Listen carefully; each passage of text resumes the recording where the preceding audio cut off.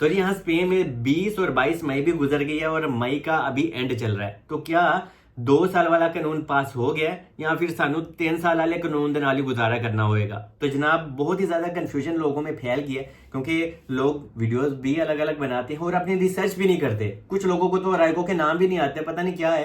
लेकिन एनीवे मैं आपको A to Z बताने लगा हूं कि हाँ, नए जो आने वाले लोग हैं स्पेन में, उन लोगों के ऊपर कौन सा कानून लागू होगा, और जो पुराने जिन्होंने पहले से यहाँ पे पेपर अपने अप्लाई किए हुए हैं तो उनके ऊपर कौन से लॉ अभी लागू होंगे और कौन सी और क्या रिक्वायरमेंट होती है, ये सारी चीजें आपको बताता हूँ और समझाने की कोशिश करता हूँ। तो सबसे पहले आपको बता दूं कि यहाँ पे जितनी भी अराइगो सोशल थी, जैसे कि मैंने जब अपनी इम्पाद्रोना में तो करवाई थी अराइगो सोशल में, तो अभी उन्होंने उसके नाम चेंज कर दिए हैं। ये कोई बड़ा डिफरेंस नहीं है, ठीक है। ये कान और ये कान दोनों बराबर है, ठीक है। सिर्फ उन्होंने नाम चेंज किया, अगर सोशल का नाम चेंज करके उन्होंने सोसो लिबराल रख दिया। और जो दूसरी होती है जिसमें कोर्स वगैरह आप करते हो, कोई टेक्निकल कोर्स हो गया, तो उन्होंने उस अरेगो का भी नाम चेंज करके सोसो फॉर्माटिगो का नाम उसको दिया है। तो ये कोई बड़ी चीज नहीं है, ठीक है, सिर्फ नाम ही चेंज हुआ है, तो आपको परेशान होने की इसमें जरूरत नहीं है। ये जो कानून थे ये तो पास हो गए हैं। सिर्फ स्पेन की इमिग्रेशन ने, जो वर्कर है ना, उन्होंने एक स्ट्राइक किया था। इसके ऊपर मैंने वीडियो भी डाली थी आप लोगों के लिए। क्यों?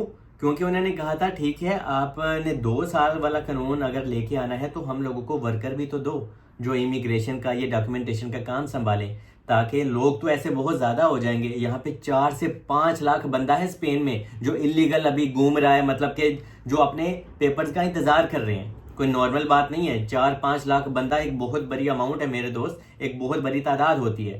तो यहाँ पे ऑब्वियसली अगर वो वर्कर रखेंगे, इससे हम लोगों के लिए आसानियां पैदा हो जाएंगी। तो उन्होंने अभी डिमांड किया है, तो स्पेन ने, गवर्नमेंट ने इनकी बात सुनी भी है कि हाँ भाई हम आपको वर्कर दे रहे हैं। तो सबसे पहले ये लॉ पास हो गया है 2 साल वाला, और इसमें अभी कौन से लोग फाल करते हैं, मतलब कि किन लोगों को इसमें फायदा होगा। जो लोग 31 दिसंबर 2024 से पहले आए हुए थे, तो जनाब जिन्होंने अपने पेपर्स यहाँ पे अप्लाई किए हुए हैं और उनको अगर 2 साल हो गए हैं और 2 साल 1 दिन हो गया, तो आप लोग अपने पेपर्स अप्लाई कर सकते हो। आप लोग अपनी फाइल बना सकते हो और आप अपने TRC कार्ड के लिए अप्लाई कर सकते हो, आप एलिजिबल हो। और यहाँ पे एक और भी क्वेश्चन है कि यार सलमान, हम इलीगल आए थे तो क्या हमें वकील करना है? आप कर ले वकील, लेकिन आपने कोई अपना देसी तो मुन्नू चंगे ही नहीं ना लग दिया है। पता नहीं, मुझे इतना गुस्सा आता है यार अपने देसियों पे, क्योंकि धोखे शिकारी बहुत होती है। आपने कोई भी वकील करना है, तीसरा बंदा डाले ही ना, क्योंकि आपको तो यार खुद पता है यहाँ पे कितने कितने ज्यादा वकील हैं स्पेन में।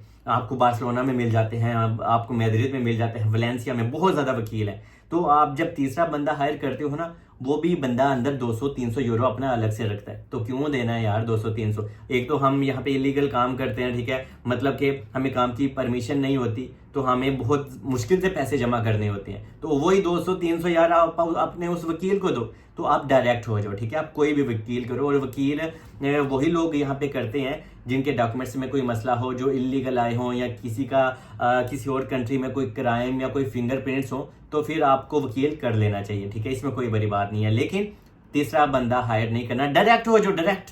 और यहाँ पे ये चीज मैं बता दूं कि जब आपने अपने पेपर्स अप्लाई करने जाना है, तो आपका पुलिस क्लियरेंस सर्टिफिकेट होना बहुत बहुत जरूरी है। क्योंकि कुछ ही दिन पहले एक हमारे अशरफ भाई हैं, उन्होंने अपने बायोमेट्रिक्स दिए थे। तो जनाब उन्होंने कहा कि आपकी PCC हमें दुबई की भी चाहिए, क्योंकि वो दुबई में काफ़ी अरसा स्टे करके बैठे हुए थे, तकरीबन 8 से तकरीबन 10 महीने।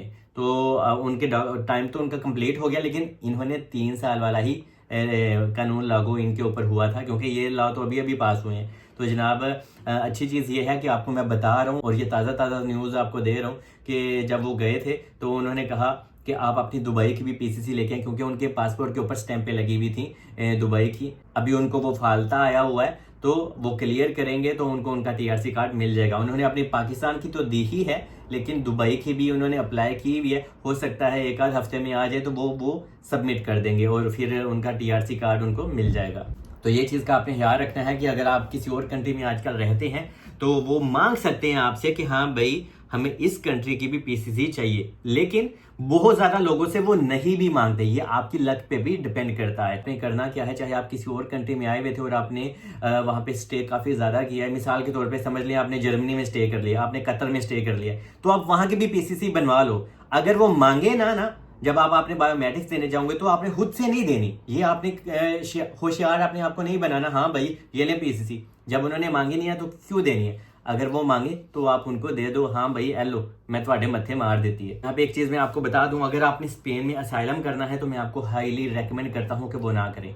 जब नॉर्मल ओपन इमिग्रेशन ओपन है तो क्यों असाइलम आपने लेना है, असाइलम के पेपर की हैसियत भी अच्छी नहीं होती, ठीक है। असाइलम पता है लोग क्यों करते हैं, जब लोगों के पास पैसे नहीं होते और लोगों को एक आसान लाइफ चाहिए होती है, वो आसान लाइफ नहीं होती, क्योंकि असाइलम आप करते हो, गवर्नमेंट आपको थोड़ा मोटा खर्चा पानी दे देती है, लेकिन वो खर्चा पानी आपके गले का फंदा बन जाता है, बाद में आपको आसानी से पेपर्स भी नहीं मिलते, और उसमें बाद में आपको पेपर मिल भी जाए तो आपको ट्रैवल करने में भी प्रॉब्लम होती है। ਇਹ चीज़ां लोग ਤੁਹਾਨੂੰ नहीं दसदे, लोग सिर्फ अपने ऑफिस खोल के बैठे ने, ਤੁਹਾਨੂੰ किना ले दे रस्ते बहा देंगे ने, हाँ भाई ਤੁਹਾਨੂੰ ਅਸੀਂ असाइलम करा देने हैं तो हमें पैसे वगैरह दे दो। तो यार आप ऐसे काम ना करें, आप खज्जल हवार असाइलम लेके भी होगे, और इससे अच्छा ये है कि आप नॉर्मल इमिग्रेशन के पेपर्स लो, उनमें दम होता है, उनकी पावर होती है और उनकी वैल्यू होती है। स्पेन में अपने इम्पाद्रोना में तो करवा देते हैं तो हमें काम की परमिशन नहीं होती, ये चीज़ आपको पता होना चाहिए। लेकिन स्पेन अभी इसके ऊपर वर्कआउट कर रहा है, अल्लाह करे अगर स्पेन ने हम लोगों को काम की परमिशन दे दी ना